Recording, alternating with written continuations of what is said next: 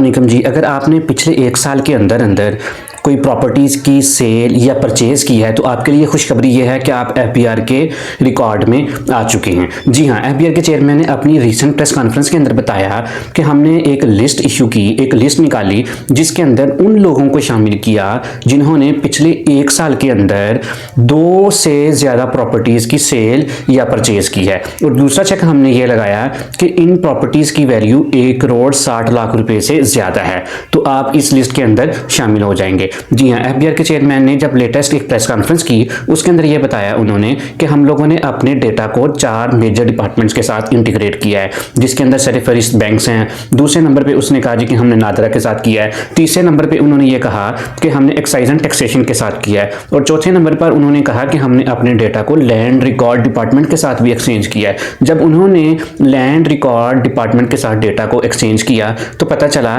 कि पाकिस्तान के अंदर कुछ लोग ऐसे भी हैं जिन्होंने पिछले 1 साल के अंदर 2 से ज़्यादा प्रॉपर्टीज़ की सेल या परचेज की है और उनकी वैल्यू 1,60,00,000 रुपए से भी ज़्यादा है। और गज़ब ये है कि ये लोग अपनी रिटर्न भी फाइल नहीं कर रहे। एफबीआर के चेयरमैन ने ये बताया कि हम लोग फरवरी के महीने तक इन लोगों को नोटिस इशू कर देंगे और उसके अंदर इन लोगों से ये कहेंगे कि आप अपनी रिटर्न को फाइल करें। अगर ये लोग अपनी रिटर्न फाइल नहीं करते तो फिर इनके अगेंस्ट स्ट्रिक्ट एक्शंस लिए जाएंगे। एफबीआर ये कहता है कि आप अपनी रिटर्न सबमिट करें, उसके अंदर ये चीज़ बताएं कि आपके सोर्सेज ऑफ इनकम क्या हैं, आपने वेल्थ इतनी कैसे क्रिएट की, और हर चीज को प्रॉपर हेड्स के अंदर जाकर पार्क करें और हमें बताएं कि आपकी बेसिकली वेल्थ है कितनी। अगर आप एफबीआर के नोटिस का वेट कर रहे हैं तो ये आप बहुत बड़ी गलती कर रहे हैं। उनके नोटिस का वेट किए बगैर आप अपनी रिटर्न को प्रॉपर वे के अंदर सबमिट करें। देखिए, हमने आपको ये बताया था कि अगर आप उनके नोटिस का रिप्लाई नहीं करेंगे, फिर भी रिटर्न सबमिट नहीं करेंगे तो आपकी मुश्किलात में इजाफा हो सकता है,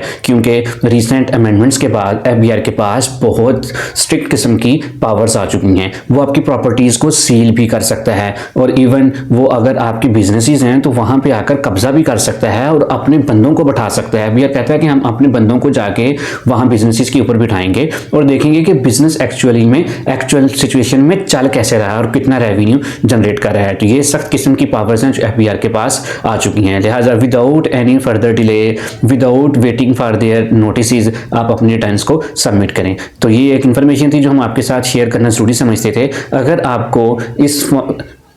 आपको ये वीडियो मालूमाती लगी है तो इस वीडियो को अपने दोस्तों के साथ भी ज़रूर शेयर करें। Thank you.